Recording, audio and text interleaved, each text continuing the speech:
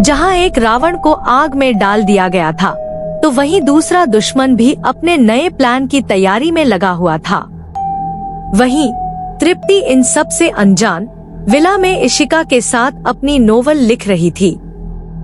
इशिका को भी यहाँ उसकी एक नई जिंदगी दिख रही थी, जहाँ उसके पास ढेर सारी खुशियाँ थी। लेकिन कहते हैं ना, अतीत कभी भी पीछा नहीं छोड़ता है। रह कर इशिका को अपनी पुरानी जिंदगी याद आ ही रही थी। तभी बाहर से गाड़ियों की आवाज आती है, जिसे सुनते ही तृप्ति को पता चल जाता है कि संभव, वीर और रणवीर आ गए। वो दोनों भी अभी हॉल में थी। तीनों अंदर आते हैं।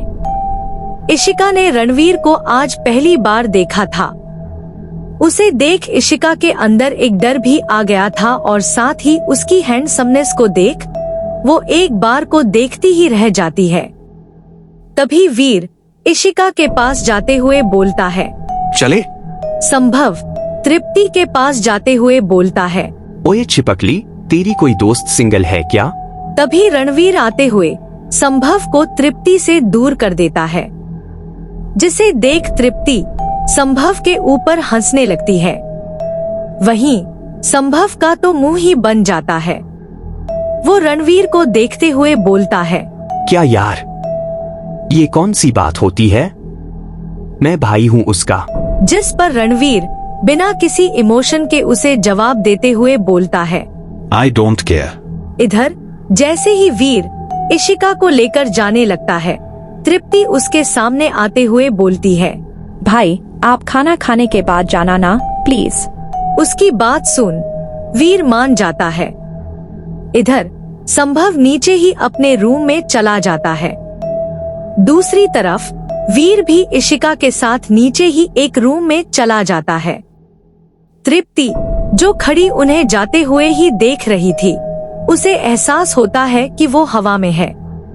वहीं रणवीर ने उसे अपनी गोद में उठा रखा था, जिसे देख तृप्ति बड़ी ही मासूमियत से बोलती है, मैं कोई छोटी बच्ची नहीं हूँ, मैं अपने पैरों पर चल सकती हूँ। जिस पर रणवीर सीढ़ियों की तरफ जाते हुए बोलता है, मिसेज शेखावत, पर आपको लगता है मैं आपको नीचे उतारूंगा?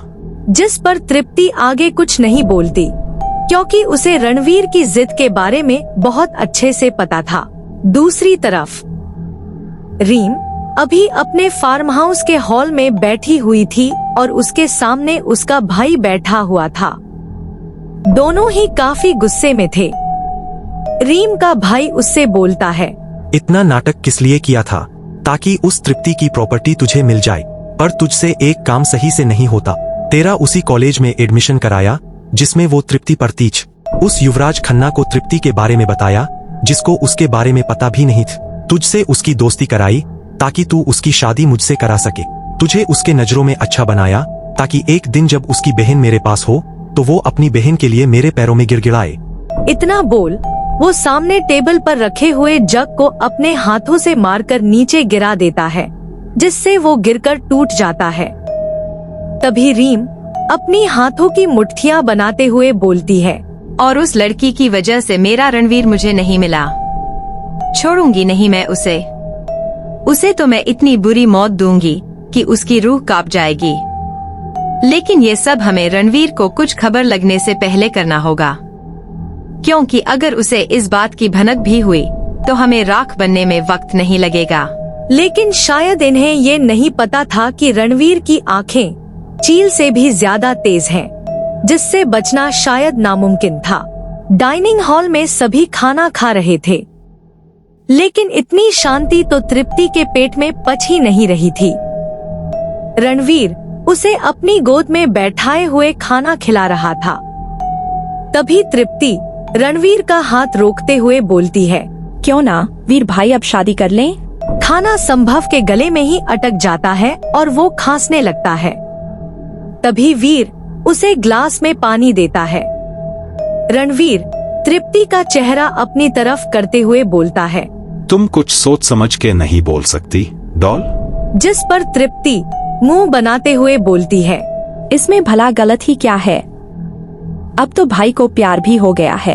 इधर इशिका चम्मच तेजी से पकड़े हुए अपना सिर झुकाए हुए थी। वहीं तृप्ति को जब ये एहसास होता है कि सब खाना छोड़कर उसे ही घूर रहे हैं, तो वो अपनी बत्तीसी दिखाते हुए बोलती है, ओके, ये सब छोड़ो। क्यों ना हम कल कहीं घूमने और मस्ती करने चलें? बहुत दिन हो गया है, मैं यहाँ बोर हो जाती हूँ।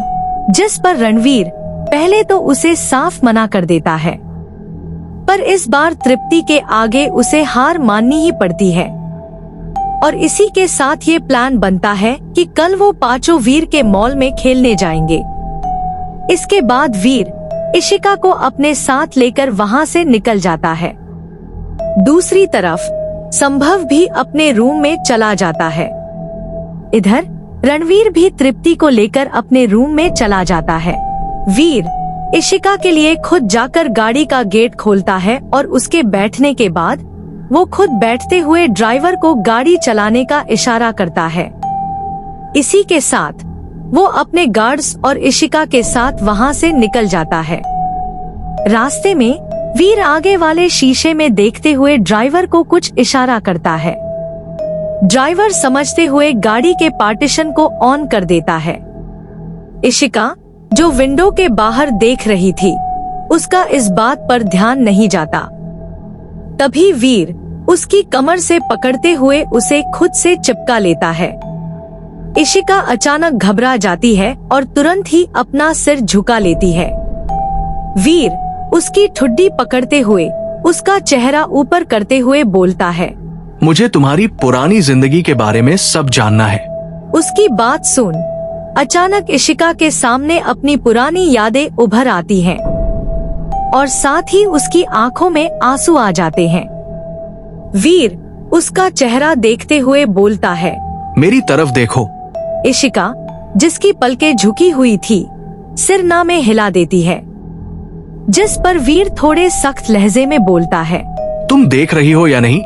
उसकी आवाज में सख्ती सुन इशिका तुरंत ही अपनी पलकें ऊपर कर लेती है। उसकी आंखें लाल हो गई थी। पलकें ऊपर होते ही आंसू उसकी आंखों से गिरने लगते हैं। वीर उसके ऊपर झुकते हुए इशिका की पलकों पर एक हल्का सा किस कर देता है, जिससे अचानक ही इशिका को एक सुकून महसूस होता है। उसकी आंखें बंद हो जाती हैं। तभी वीर उसे अपनी सीने से लगाते हुए बोलता है, मैं उनमें से किसी को भी नहीं छोड़ूंगा। तुम्हारे हर आंसू का हिसाब उन्हें देना होगा। इशिका बस उसके सीने से लगी सुबक रही थी। कुछ देर बाद वीर अपने विला पहुंच जाता है। जैसे ही वो इशिका को अपने सीने से अलग करने की कोशिश करता है, उसे महसूस होता है कि इशिका रोते रोते ही उसके सीने में सो गई है। वीर उसे इस हाल में देखकर चाहकर भी मुस्कुराए बिना नहीं रह पाता। गार्ड्स गाड़ी का गेट खोलते हैं। वीर इशिका को अपनी गोद में उठाकर विला के अंदर ले जाता है। तृप्ति के पापा हॉल में बैठे वीर का ही इंतजार कर रहे थे। इधर वीर जब विला में एंटर करता है, तभी जूतों की आवाज सुनकर जैसे ही वो वीर की गोद में इशिका को देखते हैं, उनकी आंखें बड़ी हो जाती हैं। तृप्ति के पापा, जो अक्सर वीर को अपने दोस्त की तरह मानते थे, चौंकते हुए पूछते हैं, क्या हुआ वीर? ये क्या हालत है इसकी?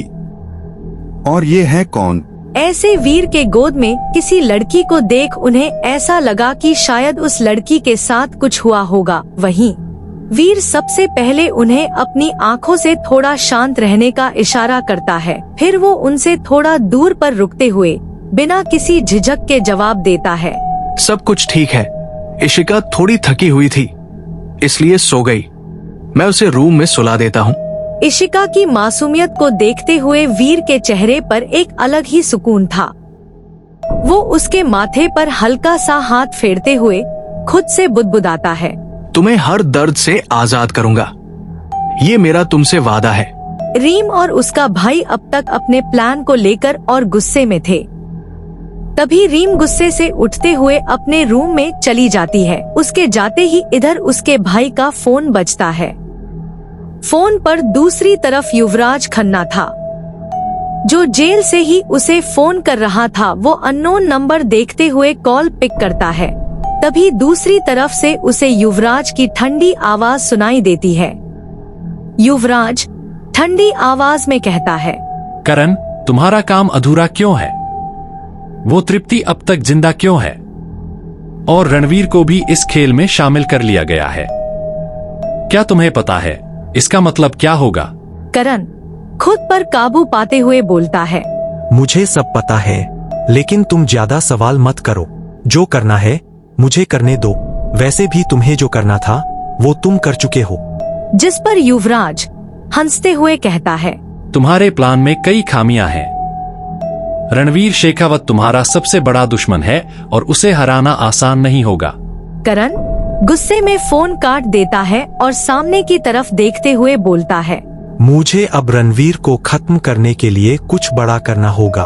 वो तृप्ति को बचाने के लिए कुछ भी कर सकता है, लेकिन इस बार वो भी हमारा शिकार बनेगा। उसकी आंखों में नफरत की आग साफ झलक रही थी।